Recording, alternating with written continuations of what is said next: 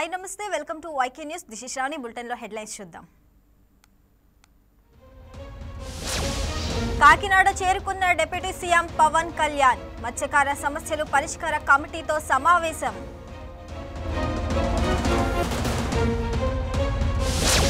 తెలంగాణలో మొదలైన ఎన్నికల జాతర.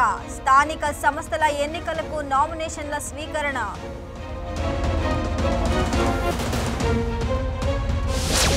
హైదరాబాద్ సిటీ బస్సు ఛార్జీల పెంపుపై రచ్చరచ్చ.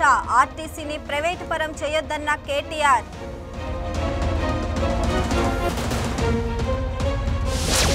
కల్తీ మద్యం కేసులో జనార్దన్ రావుపై లుకౌట్ నోటీసులు. 2 రోజుల్లో భారత్కు చేరుకునే అవకాశం.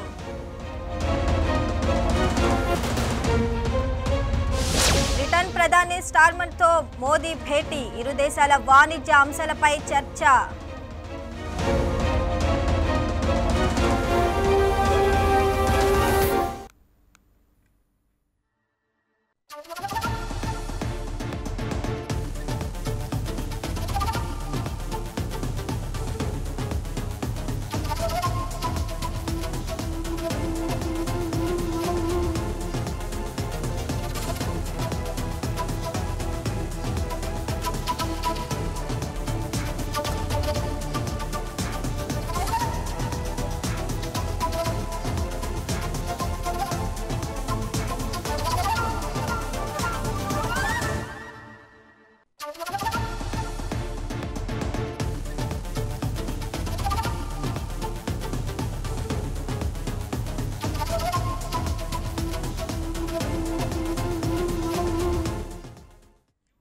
బ్రేకింగ్ న్యూస్ చూస్తున్నాం. పోలీసులు వద్దని వారిస్తున్న వైసీపీ అధినేత జగన్ విశాఖ నుంచి ర్యాలీగా నర్సీపట్నం బయలుదేరారు.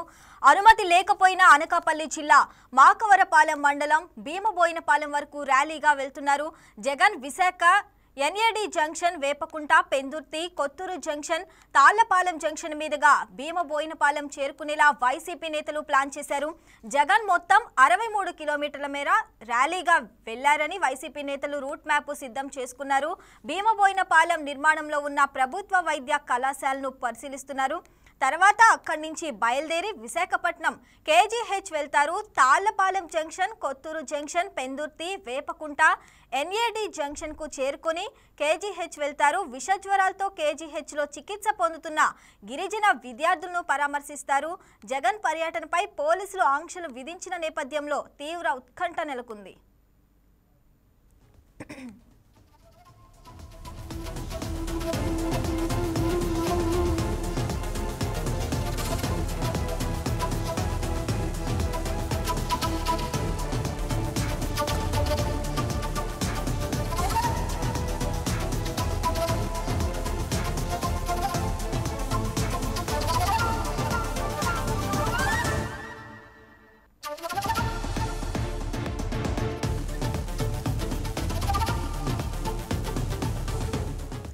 అయితే నర్సీపట్నం నియోజకవర్గంలో జగన్ పర్యటన సందర్భంగా పార్టీ కార్యకర్తలు ఎట్టి పరిస్థితుల్లోనూ జాతీయ రాష్ట్ర హైవేలపై గుమిగూడకూడదు, అలాగే ట్రాఫిక్ కు అంతరాయం కలిగించవద్దని అనకాపల్లి జిల్లా ఎస్పీ తుహిన్ సిన్హా కోరారు. ఇక ఇటీవల తమిళనాడులోని కరూరులో జరిగిన తొక్కిసలాట ఘటనకు దృష్టిలో ఉంచుకోవాలని సూచించారు. జగన్ పర్యటనలో ఎలాంటి అవాంఛనీయ ఘటనలు జరగకుండా పోలీసులు మార్గదర్శకాలను నిర్వాహకులు పాటించాలన్నారు. మాకవరపాలెంలో వైద్య కళాశాలలో ఉన్న స్థలంలో గరిష్టంగా ఎంత సామర్థ్యం ఉందో అంతమందిని మాత్రమే అనుమతిస్తామని ఎస్పీ స్పష్టం చేశారు. అంతకంటే ఎక్కువ మందిని నిర్వాహకులు సమీకరించరాదని తేల్చి చెప్పారు. ఇక హైవేలు, ఇతర కూడళ్ల వద్ద జన సమీకరణ చేసి వాహనాల రాకపోకలకు అంతరాయం కలిగిస్తే నిర్వాహకులపై చట్టపరమైన చర్యలు తీసుకుంటామని హెచ్చరించారు. ఇక అవాంఛనీయ ఘటనలు చోటు చేసుకుంటే నిర్వాహకులే పూర్తి బాధ్యత వహించాల్సి ఉంటుందని అనకాపల్లి జిల్లా ఎస్పీ తుహిన్ సిన్హా స్పష్టం చేశారు.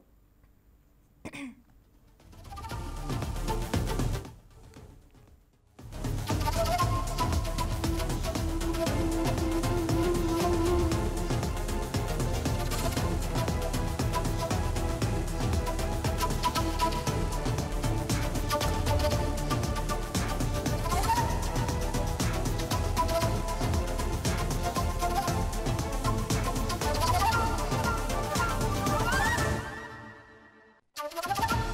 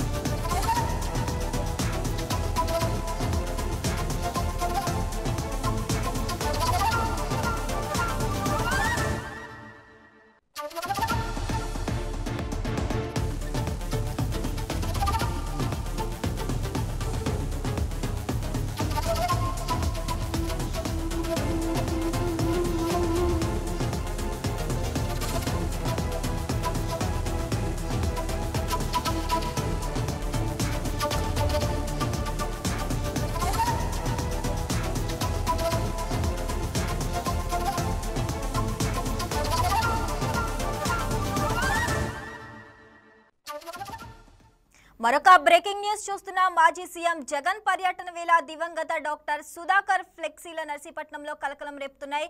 జగన్ పర్యటన నేపథ్యంలో అనకాపల్లి జిల్లా నర్సీపట్నంలో పలుచోట్ల డాక్టర్ సుధాకర్ ఫోటోతో ఫ్లెక్సీలు వెలిశాయి.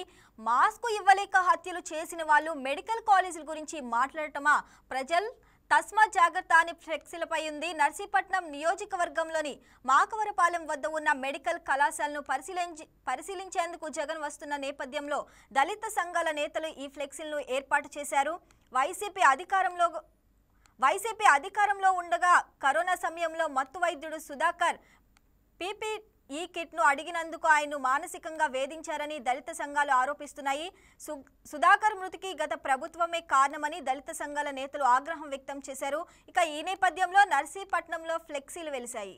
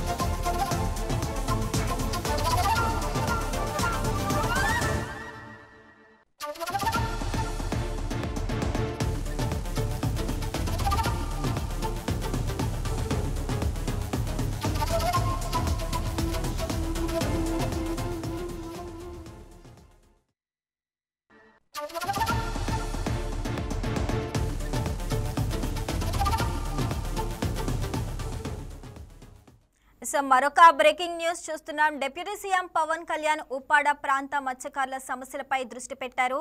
కాకినాడ కలెక్టరేట్లో ఉప్పాడ ప్రాంతానికి చెందిన మత్స్యకార ప్రతినిధులు అధికారులతో ఆయన సమావేశమయ్యారు. మత్స్యకారులతో పవన్ మాట్లాడి వారి సమస్యలను తెలుసుకున్నారు. పరిశ్రమల వ్యర్థాలతో సముద్ర జలాలు కాలుష్యం అయ్యాయని, దీంతో తమ ఉపాధికి నష్టం వాటిల్లుతుందని మత్స్యకారులు ఆయన దృష్టికి తీసుకెళ్లారు. ఇక మత్స్య సంపద నాశనం అయిపోతుందని ఆందోళన వ్యక్తం చేశారు. కొద్ది రోజుల క్రితం ఉప్పాడలో మత్స్యకారులు పెద్ద ఎత్తున ఆందోళన చేపట్టారు. పరిశ్రమల వ్యర్థాలతో తాము తీవ్రంగా నష్టపోతున్నామని, ప్రభుత్వం ఆదుకోవాలని ధర్నా చేపట్టారు. ఇక ఈ నిరసనపై పవన్ కళ్యాణ్ స్పందిస్తూ మత్స్యకారుల సమస్యలను పరిష్కరిస్తామని అప్పట్లో హామీ ఇచ్చారు. ఓ కమిటీని నియమించి న్యాయం చేస్తామని హామీ ఇచ్చారు. తాము కూడా కాకినాడ వచ్చి మత్స్యకారులతో సమావేశం అవుతామని తెలిపారు. ఇచ్చిన హామీ మేరకు పవన్ ఇప్పుడు కాకినాడ వచ్చారు. మధ్యాహ్నం నిర్వహించే బహిరంగ సభలోనూ ఆయన మాట్లాడతారు.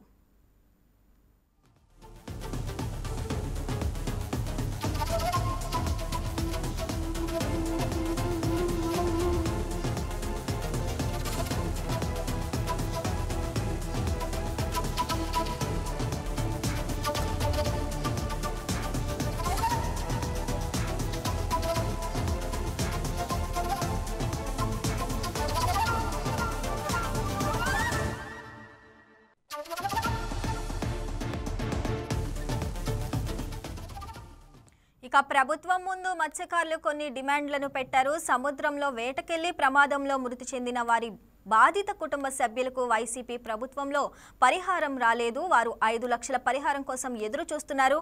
ఇక అలాగే ఉప్పాడ, సూరాడపేట, సుబ్బంపేట, మాయపట్నం, జగ్గరాజుపేట, కోనపాపపేట తీర ప్రాంత గ్రామాలు సముద్ర కెరటాల ప్రభావానికి కోతకు గురై సముద్ర గర్భంలో కలిసిపోతున్నాయి.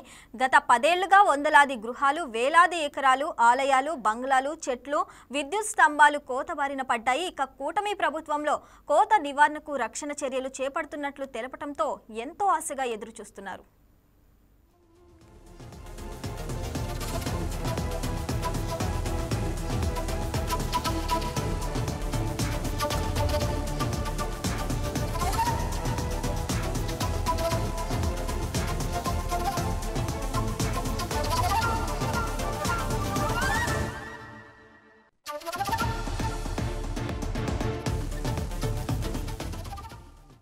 ఇక అలాగే ప్రమాదంలో లక్షల విలువ చేసే బోట్లు ధ్వంసమై మత్స్యకారులు తీవ్రంగా నష్టపోయారు. దీనికి నష్టపరిహారం ఇవ్వాలని డిమాండ్ చేస్తున్నారు. వాహనాల మాదిరిగా బోట్లు కూడా బీమా విధానం అమలు చేయాలని కోరుతున్నారు. బోటు ప్రమాదంలో మత్స్యకారులు సముద్రంలో గల్లంతై ఏళ్లు గడుస్తున్నా మృతదేహాలు లభ్యం కావటం లేదు. వీరికి మరణ ధృవపత్రం మంజూరు చేయటానికి 7 సంవత్సరాలు పడుతుంది. ఇక దీనివల్ల బాధిత కుటుంబానికి ప్రభుత్వం నుంచి ఎటువంటి లబ్ధి చేకూరటం లేదు. త్వరితగతిన మరణ ధృవపత్రం మంజూరు చేయాలని డిమాండ్ చేస్తున్నారు.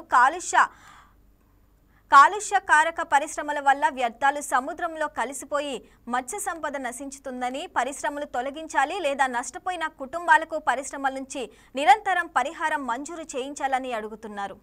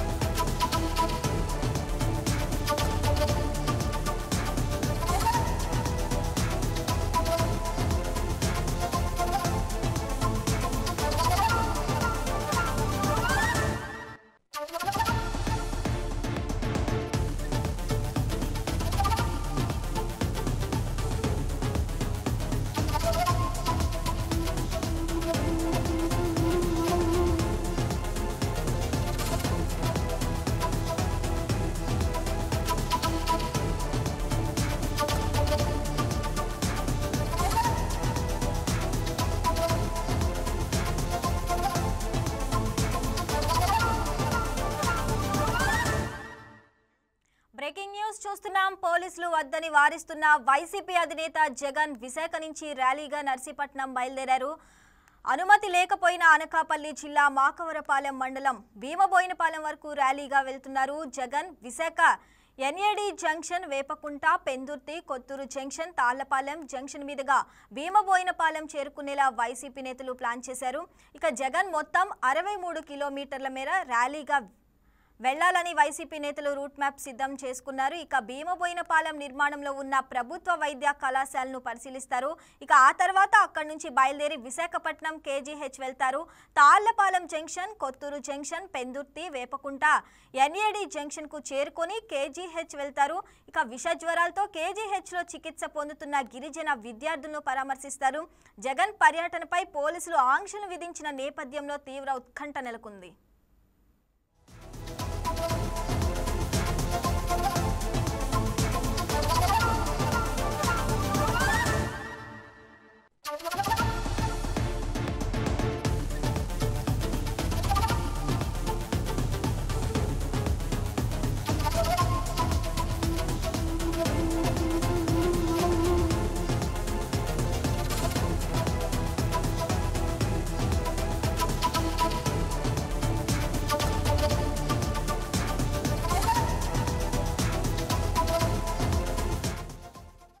అయితే నర్సీపట్నం నియోజకవర్గంలో జగన్ పర్యటన సందర్భంగా పార్టీ కార్యకర్తలు ఎట్టి పరిస్థితుల్లోనూ జాతీయ రాష్ట్ర హైవేలపై గుమికూడు ట్రాఫిక్ కు అంతరాయం కలిగించవద్దని అనకాపల్లి జిల్లా ఎస్పీ తూహిన్ సిన్హా కోరారు. ఇక ఇటీవల తమిళనాడులోని కరూరులో జరిగిన తొక్కిసలాట ఘటనను దృష్టిలో ఉంచుకోవాలని సూచించారు.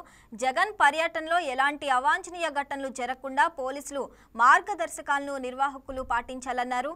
మాకవరపాలెంలో వైద్య కళాశాల ఉన్న స్థలంలో గరిష్టంగా ఎంత సామర్థ్యం ఉందో అంతమందిని మాత్రమే అనుమతిస్తామని ఎస్పీ స్పష్టం చేశారు.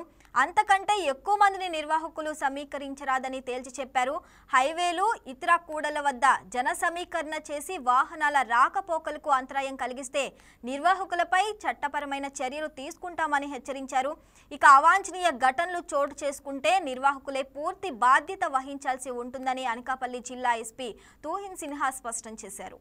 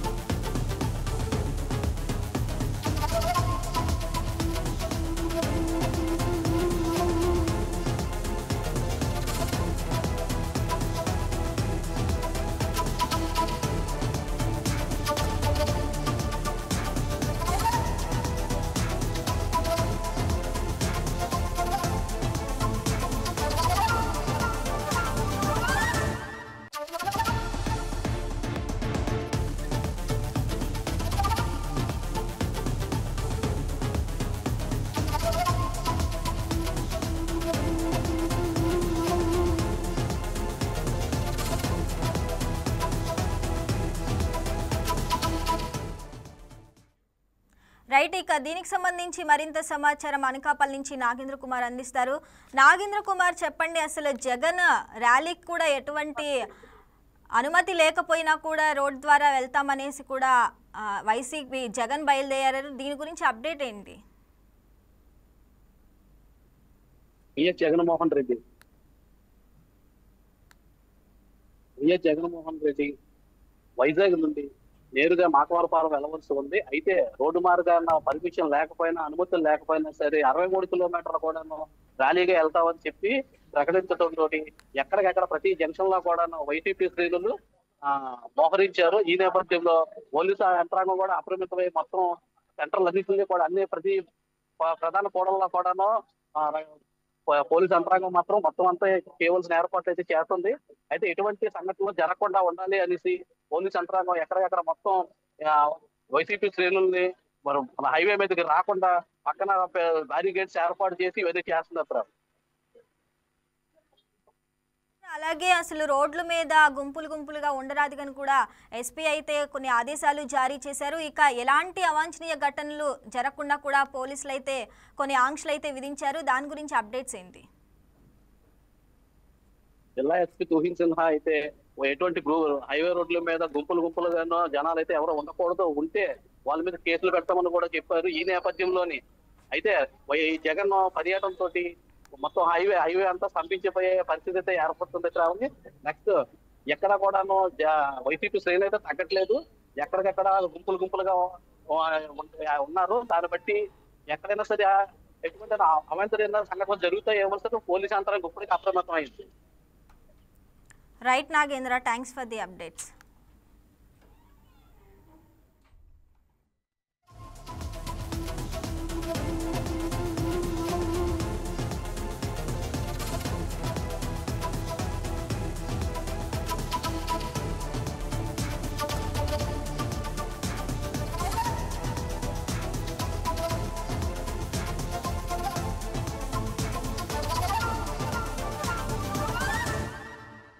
పాములపర్రు ప్రజల స్ఫూర్తి అభినందనీయమని డిప్యూటీ స్పీకర్ రఘురామకృష్ణంరాజు కొనియాడారు.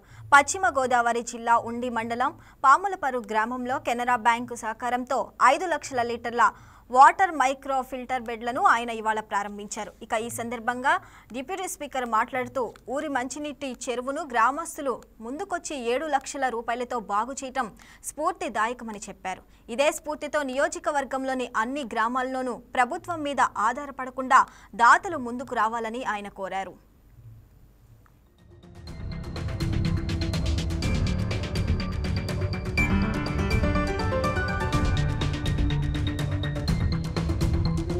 ఈ గ్రామస్తులే ముందుకొచ్చి ఆ త్వరితగతిన ఆ పనులు పూర్తి చేసుకుని ఆ తర్వాత ఈ ఊర్లో ఒక జాతర సందర్భంగా వచ్చినప్పుడు సర్పంచ్ గారు ఈ చెరువు బాగు చేసుకుని అదే సందర్భంగా ఒక మైక్రో ఫిల్టర్ అంతా కూడా నీరంటే వచ్చింది చాలా సంవత్సరాల తర్వాత, మరి దాన్ని శుద్ధి చేసి యంత్రం అంతా కూడా ఉండాలి అనే ఆలోచనతో మళ్ళీ దానికి కూడా ఆ చెరువు బాగు చేయడానికి కూడా ఊర్లో వెంకటేశ్వరరావు ఇంకా చాలామంది ముందుకొచ్చి 7 లక్షల రూపాయలు పైగా ఖర్చుతో ఆ చెరువునంతా కూడా బాగా చేసుకుంటాం. కెనరా బ్యాంక్ వాళ్ళ సౌజన్యంతో మైక్రో ఫిల్టర్ ప్లాంట్ కూడా ఈరోజు ప్రారంభించాం.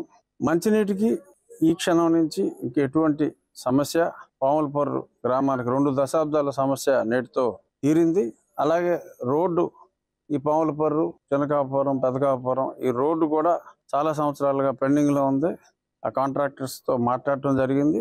త్వరలో ఆ రోడ్డు పనులు కూడా ప్రారంభించి డైరెక్ట్గా ఈ రోడ్డు అంతా కూడా బ్రహ్మాండంగా, ఎందుకంటే సుమారు ఒక 10 కోట్ల పైగా వ్యయంతో ఇప్పుడు ఇమ్మీడియట్గా మొదలు పెడుతున్నారు. అలా వేగవంతంగా పనులు అయ్యేలాగా కూడా కాంట్రాక్టర్ గారిని, ఎందుకంటే వాళ్ళకి పేమెంట్లు ఆగిపోయినాయి, అవన్నీ కూడా పరిష్కారం అయ్యే దిశగా మాట్లాడాం. డెఫినెట్గా అతి త్వరలో ఆ రోడ్డు పని కూడా ప్రారంభం అవుతుంది. సో ఈ రోడ్డుకి, ఈ ప్రాంతానికి పూర్వ వైభవం వచ్చేలాగా మా వంతు కృషి వేగవంతంగా చేస్తాం. అలాగే ఇక్కడే పక్కన ఊళ్ళో ఎప్పటి నుంచో మనకి టెంపరీగా ఇబ్బందులు ఉన్నాయి, మళ్ళీ 15 రోజులు మూసారు. ఆ ఫ్లైఓవర్ కూడా ఒక 5-6 నెలల్లో అందుబాటులోకి వచ్చే దిశగా రైల్వే శాఖ వారు ఆ నేషనల్ హైవే రైల్వే ఏదైతే సంస్థ ఉందో వాళ్ళు కూడా చాలా యుద్ధ ప్రాతిపదికన ఇప్పుడు 3 సంవత్సరాలు పడుకున్నప్పటికీ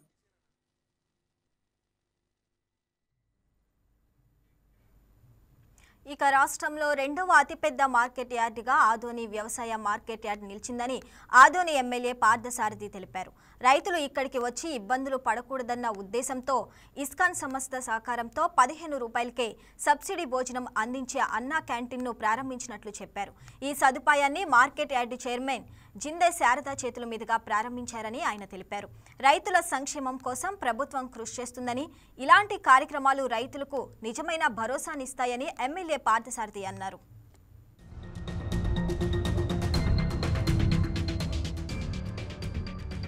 ఈరోజు సబ్సిడీతో మార్కెట్ యార్డ్లో రైతులకి ప్రజలకు భోజనం అందించే కార్యక్రమాన్ని మొదలుపెట్టాం. కేవలం 15 రూపాయలతో నాణ్యమైన భోజనాన్ని ఆ ప్రజలకు అందించే ప్రయత్నాన్ని ఇక్కడ చేస్తా ఉన్నాం. ఎందుకంటే రాష్ట్రంలో రెండవ అతిపెద్ద మార్కెట్ యార్డు. దీంట్లో వసతుల సమస్యతో ఇబ్బంది పడే రైతుల కోసం ఈ ప్రత్యేకమైన సౌకర్యాన్ని ఏర్పాటు చేసే పద్ధతిలో నేను, చైర్మన్ గారు, మిగతా డైరెక్టర్లంతా కూడా ఈరోజు ఆ క్యాంటీన్ని ప్రారంభించి భోజనాలు ఏర్పాటు చేశాం.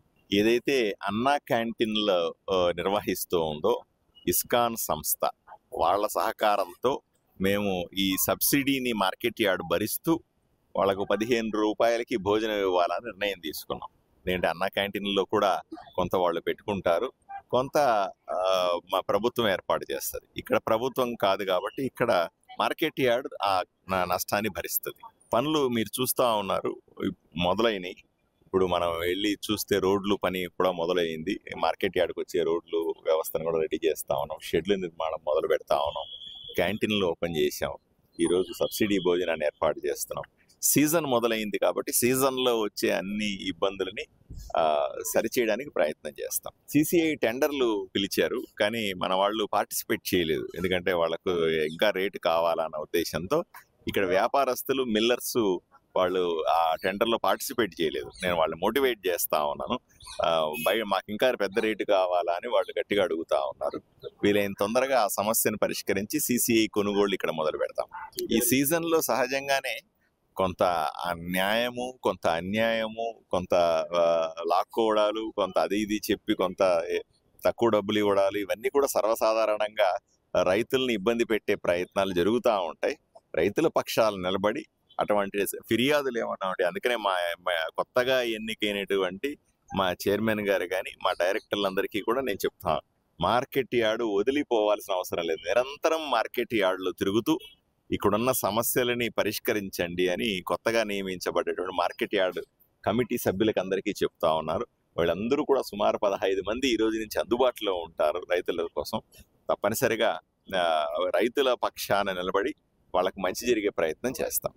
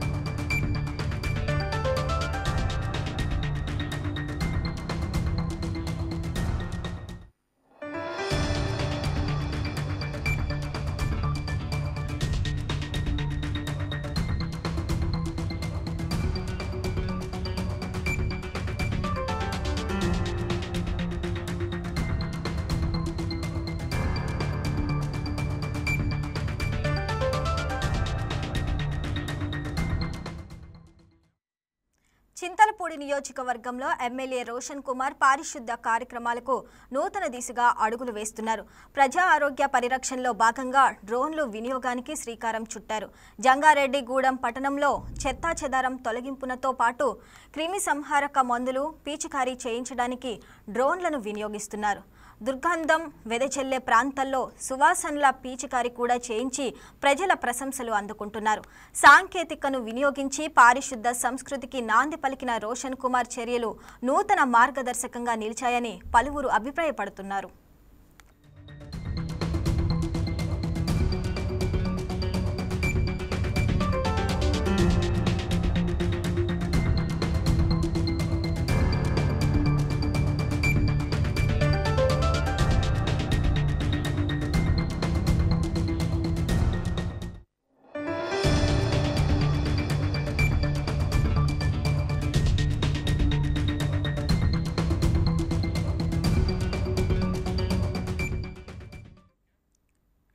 తెలంగాణ ఉపాధ్యాయుల్లో టెట్ ఉత్తీర్ణత లేని వారు 45,742 మంది ఉన్నట్లు పాఠశాల విద్యాశాఖ వెల్లడించింది. సుప్రీంకోర్టు గత నెల 1వ తేదీన ప్రస్తుత ప్రభుత్వ ఉపాధ్యాయులుగా పనిచేస్తున్న వారు 2027 ఆగస్టు 30వ తేదీకి టెట్ ఉత్తీర్ణత సాధించాలని తీర్పు ఇచ్చింది. ఇక ఈ పరిస్థితిని దృష్టిలోకి తీసుకొని పాఠశాల విద్యాశాఖ సుప్రీంకోర్టు తీర్పుపై రివ్యూ పిటిషన్ వేయాలని, అందుకు అనుమతి ఇవ్వాలని ప్రభుత్వానికి ప్రతిపాదించింది. ప్రభుత్వం ఈ ప్రతిపాదనపై అడ్వకేట్ జనరల్ అభిప్రాయం తీసుకొని నివేదిక ఇవ్వాలని ఆదేశించింది.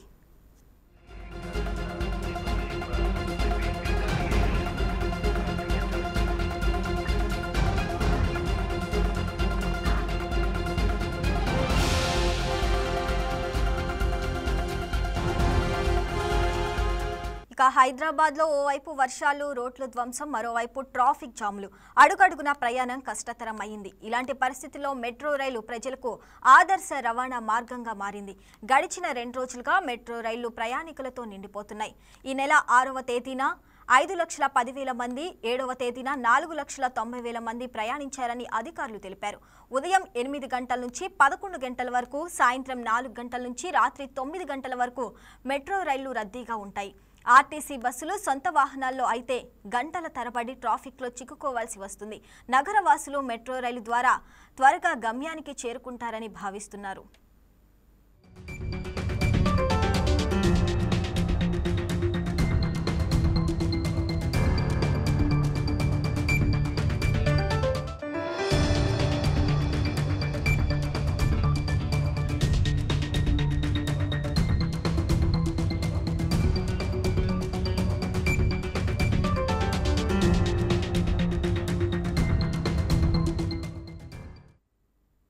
శ్రీశైలం డ్యాం నిర్మాణం తర్వాత ఈ నీటి సంవత్సరంలో రికార్డు స్థాయిలో వరదలు వచ్చాయి. ఈ నెల 8వ తేదీ నాటికి 2,029 టీఎంసీల వరద నీరు చేరింది. డ్యాం సామర్థ్యం 215 టీఎంసీలే కావడంతో ఆ మేరకు నిల్వ చేసి మిగిలిన నీటిని దిగువకు వదులుతున్నారు. ఇప్పటి వరకు ఏపీ జల విద్యుత్ కేంద్రం 260 టీఎంసీలు, తెలంగాణ కేంద్రం 336 టీఎంసీలు నీటిని విద్యుత్ ఉత్పత్తికి వినియోగించాయి. పోతిరెడ్డిపాడు ద్వారా 176 టీఎంసీలను వివిధ కాలువలకు మళ్లించారు. ఎగువ ప్రాంతాల నుంచి వరదలు కొనసాగుతుండటంతో డ్యాం నిండుకుండలా ఉంది. ఇక ఇప్పటి వరకు 1,100 టీఎంసీలను దిగువకు వదిలేయగా అందులో 200 టీఎంసీలు వినియోగమై మిగతా 900 టీఎంసీలు సముద్రంలోకి చేరాయి.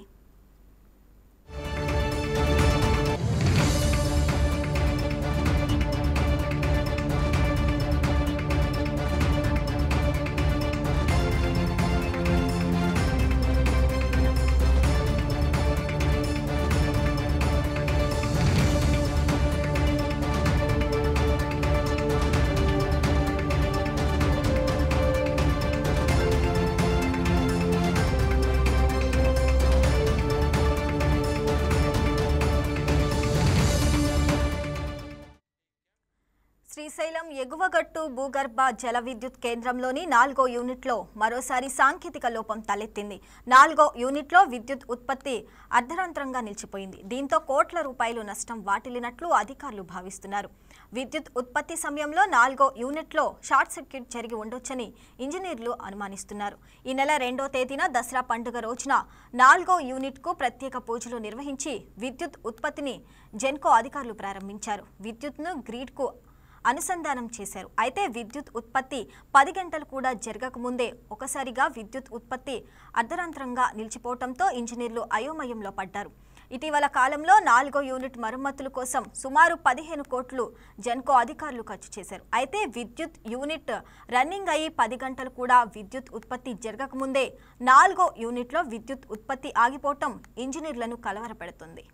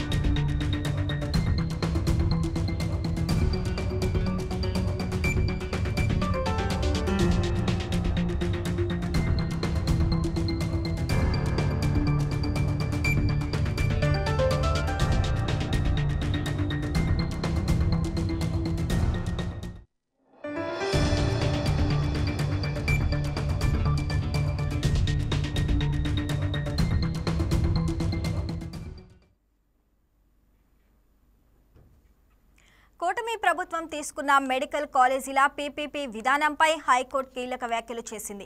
వైద్య కళాశాలను ప్రభుత్వ ప్రైవేటు భాగస్వామ్యంలో నిర్మిస్తే తప్పేంటని ప్రశ్నించింది. రాష్ట్రంలో ఆధోని, మదనపల్లె, మార్కాపురం, పులివెందుల, పెనుకొండ, పాలకొల్లు, అమలాపురం, నర్సీపట్నం, బాపట్ల, పార్వతీపురం వైద్య కళాశాలను ప్రభుత్వ ప్రైవేటు భాగస్వామ్యంతో అభివృద్ధి చేసేందుకు ఏడాది సెప్టెంబర్ 9న రాష్ట్ర ప్రభుత్వం జారీ చేసిన జీవో 590ని సవాల్ చేస్తూ గుంటూరు జిల్లా తాడేపల్లికి చెందిన సామాజిక కార్యకర్త డాక్టర్ కుర్రా వసుంధర హైకోర్టులో పిలివేశారు.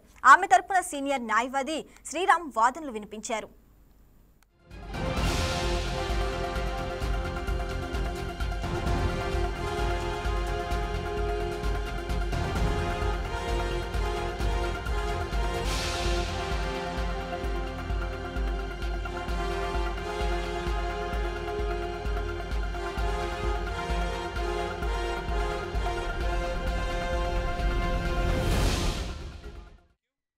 ప్రజా ప్రయోజనాలను పనంగా పెట్టి వైద్య కళాశాలలను ప్రైవేటీకరణ చేస్తున్నారని, బీడ్లో విజేతగా నిలిచిన సంస్థ 33 ఏళ్ల వరకు ఆ కళాశాలను నిర్వహిస్తుందని వివరించారు.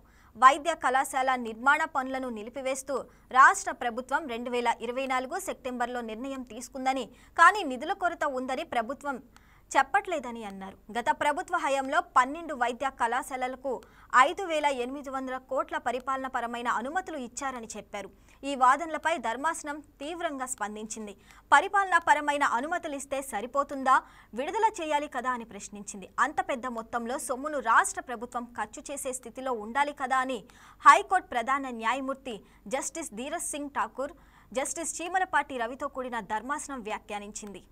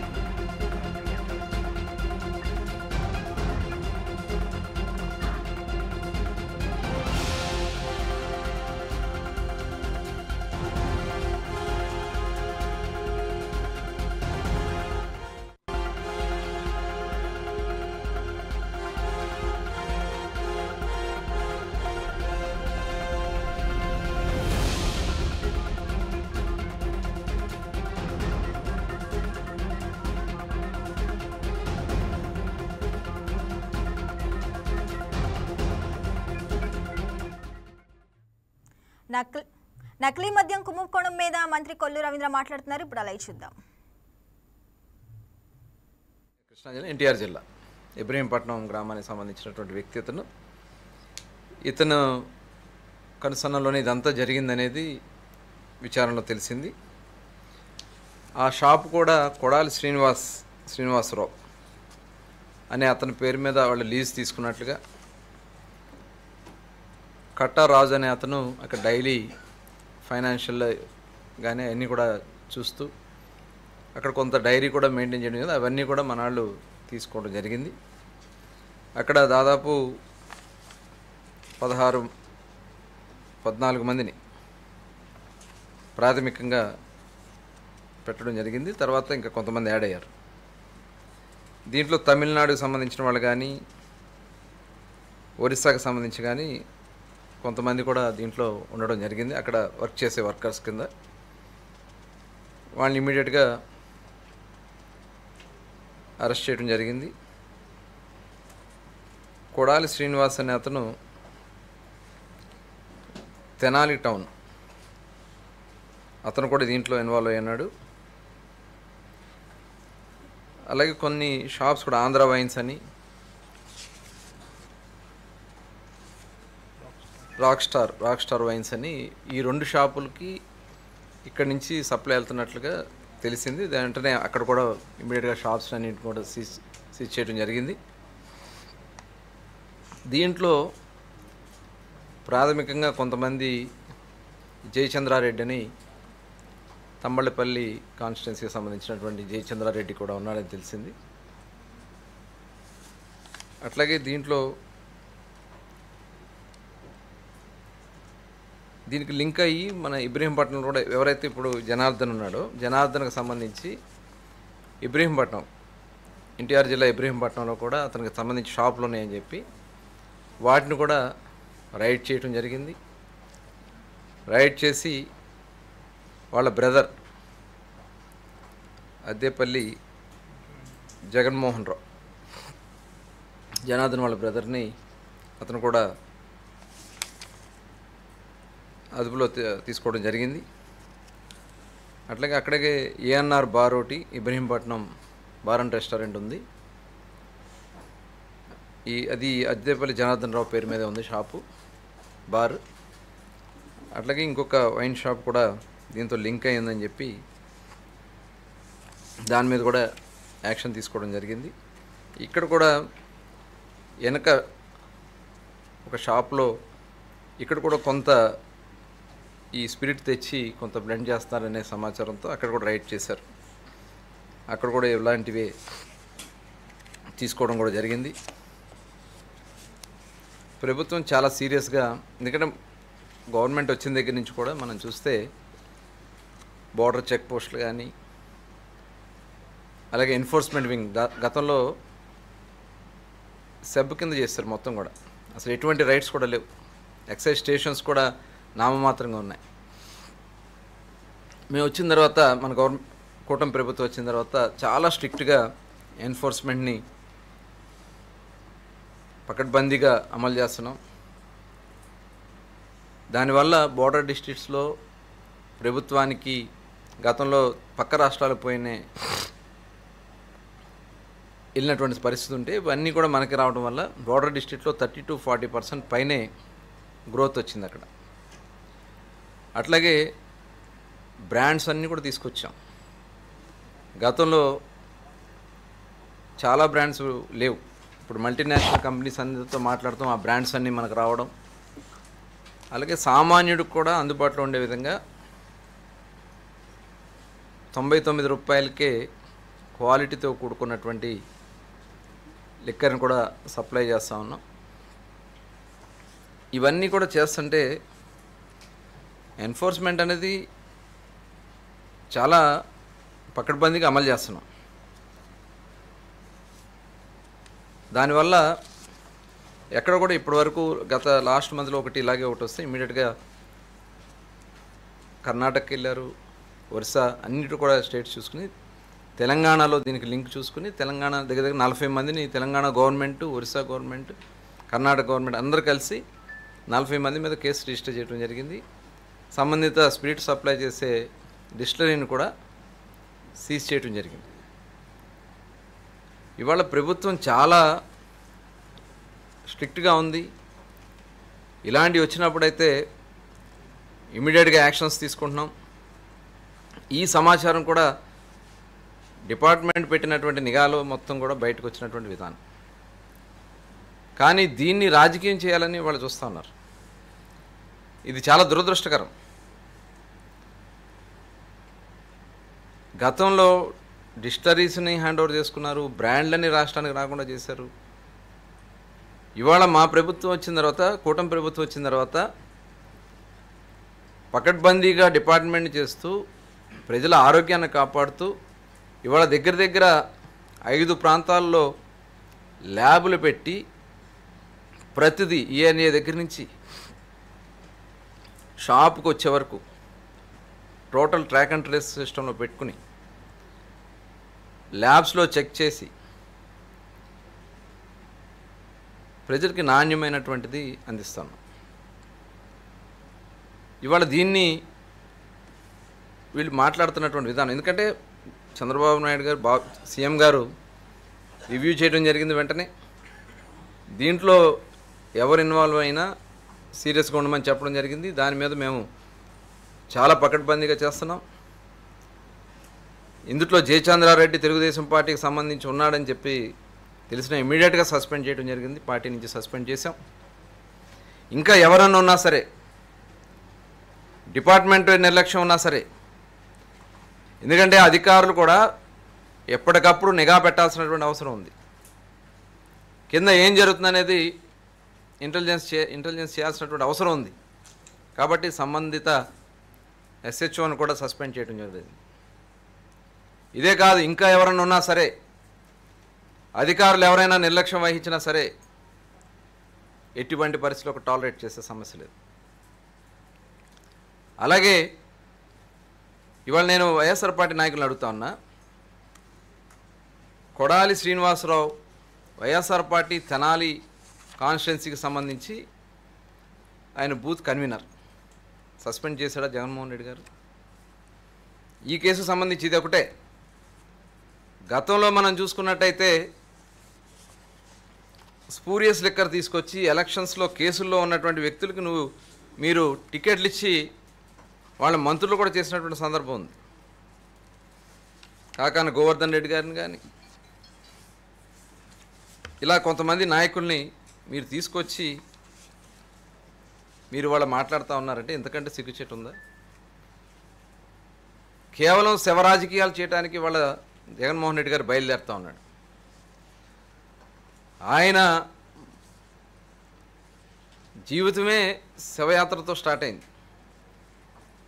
తండ్రి రాజశేఖర రెడ్డి గారు చనిపోతే ఆ రోజున చూసాం, సంతకాల సేకరణ చేసుకుని ముఖ్యమంత్రి అవ్వడం కోసం సంతకాల సేకరణ. తర్వాత ఎవరు ఎట్లా చనిపోయినా 600 మంది కేవలం తండ్రి గారి మరణం తట్టుకోలేక చచ్చిపోయారని చెప్పి ఓదార్పు యాత్రతో పేరుతో రాష్ట్రం అంతా శవరాజకీయం చేశారు. ఇవాళ కూడా ఫేక్ వార్తలు ప్రచారం చేస్తూ ఉన్నారు. ఇవాళ ఆయన మాట్లాడుతూ ఉన్నాడు, ప్రతి 3 బాటిల్కి 1 బాటిల్ స్పూరియస్ లిక్కర్ ఉందని చెప్పి మాట్లాడుతూ ఉన్నారు. ఎస్, రండి జగన్మోహన్ రెడ్డి గారు, మీరు చెప్తున్నారు కాబట్టి రండి, ఎక్కడుందో చెప్పండి. ఎన్ఫోర్స్మెంట్ విభాగం సిద్ధంగా ఉంది, ప్రభుత్వం సిద్ధంగా ఉంది. ఇలాంటిది ఎక్కడున్నా సరే యాక్షన్స్ తీసుకోవడానికి సిద్ధంగా ఉంది. ప్రూవ్ చేయకపోతే ఖచ్చితంగా దీని మీద విచారణకి ఎదుర్కోవడానికి మీరు సిద్ధంగా ఉన్నారని చెప్పి నేను అడుగుతా ఉన్నా. ఫేక్ ప్రచారాలు చేసి ప్రజల్లో భయభ్రాంతులు సృష్టించాలని మీరు ప్రయత్నం చేస్తున్నటువంటి విధానాన్ని చూస్తే ఎంత దుర్మార్గమైనటువంటి ఆలోచనతో జగన్మోహన్ రెడ్డి గారు ఉన్నారనే దానికి ఇదే ఒక నిదర్శనం. ఇదే కాదు, మీరు టెలికాన్ఫరెన్స్లు పెట్టి మీ నాయకులకి ఎవరు ఎలా చనిపోయినా దీంతోనే లింక్ చేయండి అని చెప్పి ఇవాళ మీరు ఒక 4 మీ సోషల్ మీడియాలో, మీ పేపర్లో మీరు తప్పుడు ప్రచారాలు చేస్తూ ఉన్నారు. Sakshi news paper 8/10/2025 death of Palepu Koteswararao. ఇది ఇలాంటివి ఆ నాయకులు అక్కడ ఏ కారణాలతో చనిపోయారో అవన్నీ కూడా ఆలోచన చేయకుండా ఇది స్పూరియస్ లిక్కర్ తాగడం వల్ల చనిపోయారని చెప్పి తప్పుడు కథనాలు న్యూస్ పేపర్లో రాయటం, సోషల్ మీడియాలో స్ప్రెడ్ చేయటం. అనంతపురం జిల్లాలో గుంతకల్లులో కలిగిరి మండలం ఇక్కడ కూడా హరిజన్ వినయ్ పెద్దన్న అంటారు, అతనిది అదొక్క కేసు. అలాగే నెల్లూరు జిల్లా ఇక్కడ కూడా కలిగిరి మండలంలో నెల్లూరు జిల్లా ఇక్కడ కూడా ఒక అతన్ని చనిపోయారని చెప్పి అదొక తప్పుడు ప్రచారం. అట్లాగే ఇది మొలకల చెరువు అన్నమయ్య జిల్లా ఇక్కడ కూడా వెంకటరామప్ప ఇది కూడా సోషల్ మీడియాలో పేపర్లో వీళ్ళు స్ప్రెడ్ చేస్తున్నారు. ప్రభుత్వం ఎంత నిబద్ధతతో ఉందనే దానికి ఇవన్నీ కూడా ఎఫ్ఐఆర్లు కట్టాం. మీరు తప్పుడు కథనాలు తప్పుడు వార్తలు రాసినా నిజాలు నీకు తెలుస్తాం. ఇందుట్లో ఇలాంటి పాత్రలు ఉన్నాయంటే స్పూరియస్ లిక్కర్ పాత్ర ఉందంటే డెఫినెట్గా సంబంధిత ఎవరైతే ఇన్వాల్వ్ అయి ఉన్నారో వాళ్ళందరి మీద కూడా చర్యలు తీసుకోవడం జరుగుతుంది. ఇవాళ ఇలాంటివి తప్పుడు కథనాలు తప్పుడు వార్తలు రాసే మటుకి ప్రభుత్వం కూడా సీరియస్గా ఉంటుంది. ఎవరైతే ఇలాంటి స్ప్రెడ్ చేస్తూ ఉన్నారో వాళ్ళకి తప్పకుండా డిపార్ట్మెంట్ పరంగా మేము అడుగుతాం. వాళ్ళని మీకున్నటువంటి ఆధారాలు ఏంటో చూపించమని మేము అడుగుతాం. ఆధారాలు చూపించిన ఎడల వాళ్ళ మీద డెఫినెట్గా ఐపీసీ సెక్షన్ 353 ప్రకారం అది ప్రింట్ అవ్వచ్చు, ఎలక్ట్రానిక్ మీడియా అవ్వచ్చు, బిఎన్ఎస్ 353 ప్రకారం తప్పుదారి పట్టిస్తాం. ప్రజల్ని తప్పుదారి పట్టించి అల్లర్లు సృష్టించడానికి ప్రయత్నం చేసిన దాని కింద విచారణ ఎదుర్కోవడానికి సిద్ధంగా ఉండాలి.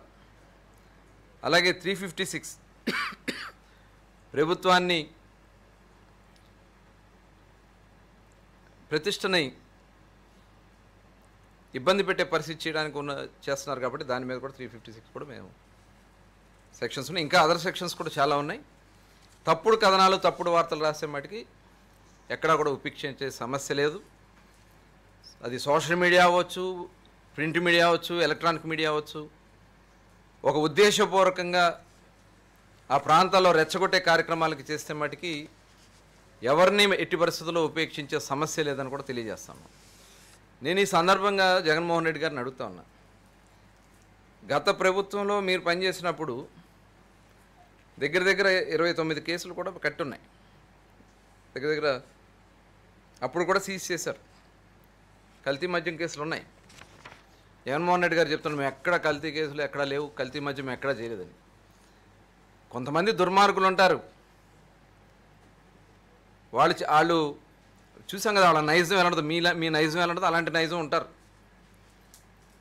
డెఫినెట్గా ఎన్ఫోర్స్మెంట్ వింగ్ దాని మీద ఉంటుంది. అదే కాకుండా 1914లో కూడా ఇలాంటి కార్యక్రమాలు జరిగినాయి అనేది అనుమానం కలుగుతుంది. డెఫినెట్గా మళ్ళొకసారి అవన్నీ కూడా వెనక పునరావృతంగా బయటకు తీస్తాం. టోటల్ ఇందుట్లో ఎవరు ఇన్వాల్వ్ అయ్యి ఉన్నా వదిలిపెట్టే సమస్య లేదు. 1924లో కూడా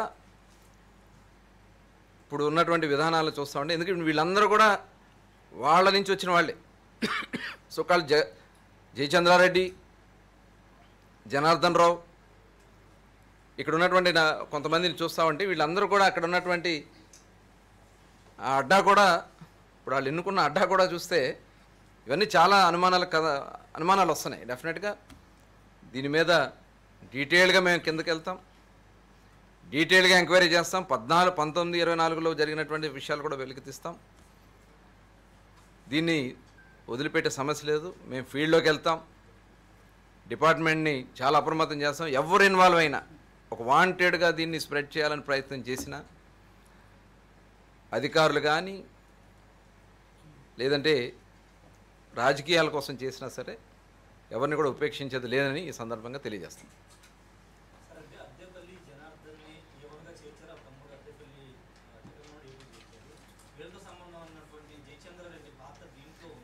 అంటే ఇప్పుడు ఈయన రావాలి, ఇతను ఎవరైతే జనార్దన్ రావు, ఇప్పుడు ఎందుకంటే అక్కడ అంతా ఎస్టాబ్లిష్ చేయడం కానీ ఇవన్నీ కూడా జనార్దన్ రావు చేశాడు అనేది మనకు వచ్చినట్టు ప్రాథమికంగా. జనార్దన్ రావు వచ్చిన తర్వాత విచారణ చేసిన తర్వాత దాన్ని బట్టి ఎలా ముందుకెళ్ళాలనేది ప్లాన్ చేస్తాం.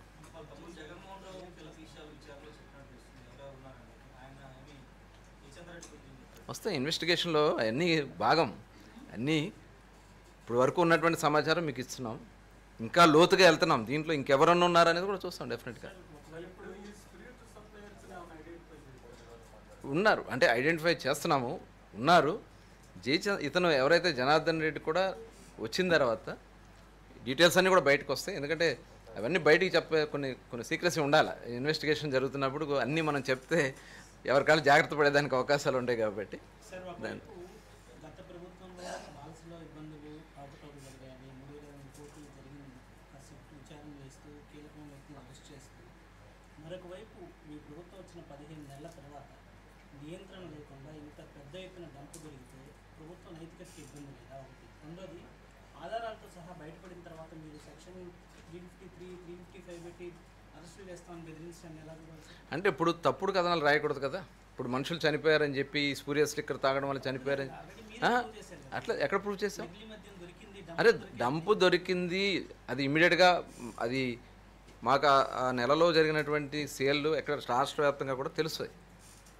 ఎక్కడ డౌన్ అవుతుందో చూసుకుంటాం, అక్కడ ఇమీడియట్గా ఎందువల్ల ఏ కారణాల చేత డౌన్ అయిందనేది చూస్తాం. దాంట్లో మాకున్నటువంటి దీంట్లో వచ్చినటువంటి దాని ప్రకారం మనం రైట్ చేయడం జరిగింది. ఇది అరే ఇది భాగమే కదా, ఎన్ఫోర్స్మెంట్ వింగ్ భాగమే కదా. ఇది ఇప్పుడు ప్రభుత్వం బాధ్యత ఏంటి? ఎన్ఫోర్స్ చేయాలి, ఎన్ఫోర్స్ చేశాం కదా. ఇది ఎవరు 15 నెలలు అంతకుముందు లేదు కదా. అరే వాళ్ళు చెప్పేది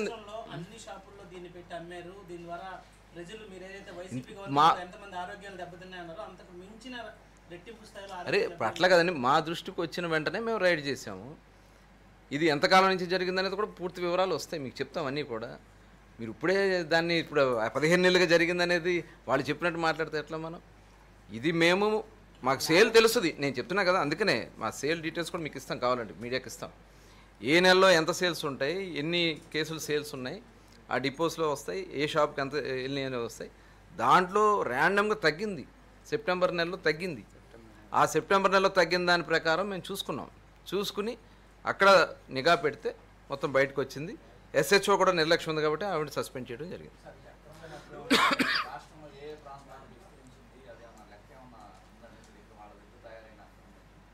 అదే ఇప్పుడు వరకు అయితే మాకు ఈ 2 ఏరియాల్లోనే ఐడెంటిఫై అయినాయి. అయితే అవి కూడా వాళ్ళకి సంబంధించినటువంటి షాపుల్లోనే ఐడెంటిఫై అయినాయి. డెఫినెట్గా ఇంకేమైనా ఉన్నాయనేది మేము విచారణ జరుగుతోంది. ఇప్పుడు వరకు ఉన్నటువంటి ప్రచారంలోనే, ఎందుకంటే విచారణ జరుగుతుంది కాబట్టి అలాంటిది ఏదైనా ఉన్నా మీకు అన్నీ కూడా వివరిస్తాం. నెక్స్ట్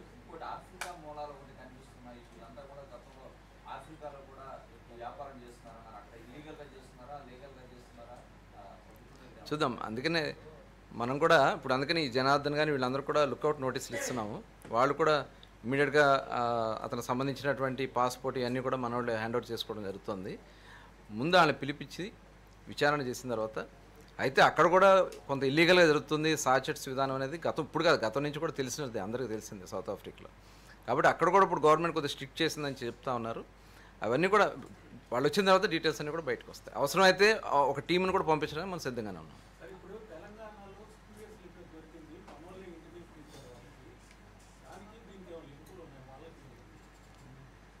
అదే అందుకని ఇప్పుడు స్పిరిట్ అనేది ఎక్కడి నుంచి వచ్చింది ఏంటనేది కొంత సమాచారం వస్తుంది. కాబట్టి దీన్ని ఫస్ట్ ఫేజ్లో మేము ఇప్పుడు చెప్తున్నది కొంతవరకు సమాచారం మాత్రమే. ఇంకా డీటెయిల్డ్ ఇది మీకు ఇస్తాం.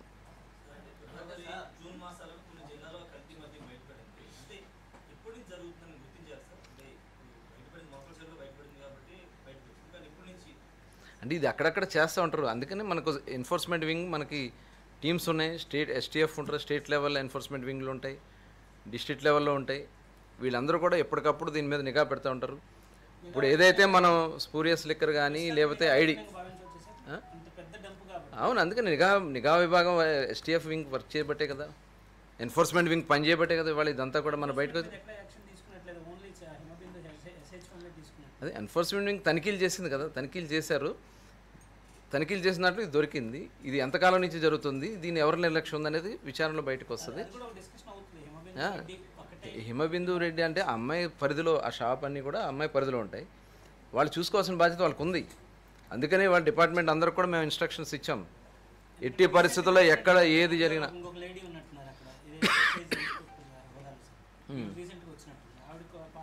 అది చూద్దాం, అవన్నీ వస్తాయి. అన్నీ ఇన్వెస్టిగేషన్లో భాగంగా ఎవరెవరు దీంట్లో పాత్ర ఉన్నాయని డెఫినెట్గా వస్తాయి. ఎంతమంది ఉన్నా కూడా దాన్ని ఎవరిని కూడా ఉపేక్షించే సమస్య లేదు. చేద్దామండి, అది కూడా చూస్తున్నాం. ఎవరెవరు ఇన్వాల్వ్ అయితే అందరి మీద తీసుకుంటాం యాక్షన్స్, దాంట్లో సమస్య లేదు.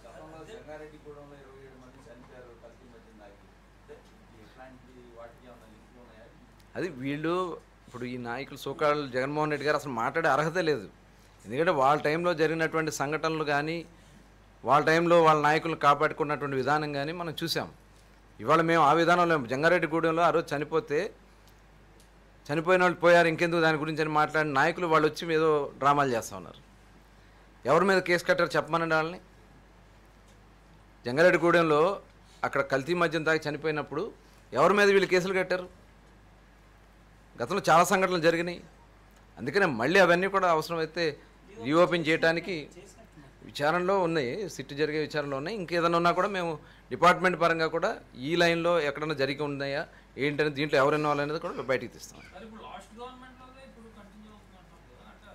అంటే లాస్ట్ మేము ఇప్పుడు 15 నెలల వరకు మేము చాలా ప్రశాంతంగా ఎక్కడ కూడా జరగకుండా డిపార్ట్మెంట్ చాలా స్ట్రిక్ట్గా చేసుకుంటూ వచ్చాం. వస్తున్నాయి కాబట్టి మళ్ళీ మా డిపార్ట్మెంట్ మేము అలర్ట్ చేసుకుంటాం. గతంలో ఎవరైనా ఇలా చేస్తుండే బట్టి వాళ్ళ మీద యాక్షన్స్ తీసుకుంటాం.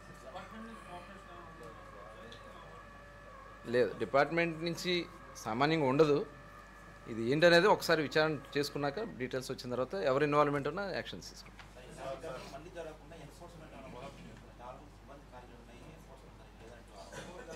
చూద్దాం, చేస్తాం. మళ్ళీ అది ఒకసారి మళ్ళీ వెరిఫై చేసుకుని ఎన్ఫోర్స్మెంట్ని బలోపేతం చేసుకుంటాం. అవును, వాళ్ళే మూసేసుకున్నారు కదా కేసుని. విష్ణుకు సంబంధించినటువంటి షాప్లో చనిపోయారు. ఆయనకి మళ్ళీ ఎమ్మెల్యే టికెట్ ఇచ్చి గెలిపించుకున్నాడు కదా.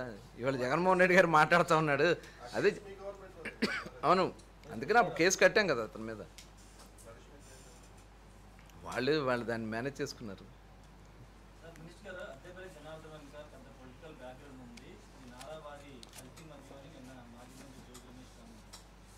ఏదైనా మాట్లాడతారు, ఏముంది వాళ్ళ సంగతి. మేమైతే చాలా స్ట్రిక్ట్గా ఉన్నాం. పొలిటికల్గా ఎవరున్నా సరే, ఏది ఉన్నా సరే దాంట్లో ఎదురదు. మేము గవర్నమెంట్ వచ్చిన దగ్గర సీఎం గారు సీరియస్గా మాకు చెప్పడం జరిగింది. ఎక్కడా కూడా స్పూరియస్ లిక్కర్ కానీ ఐడి లిక్కర్ కానీ ఉండట్లేదు. ఇవాళ దాదాపు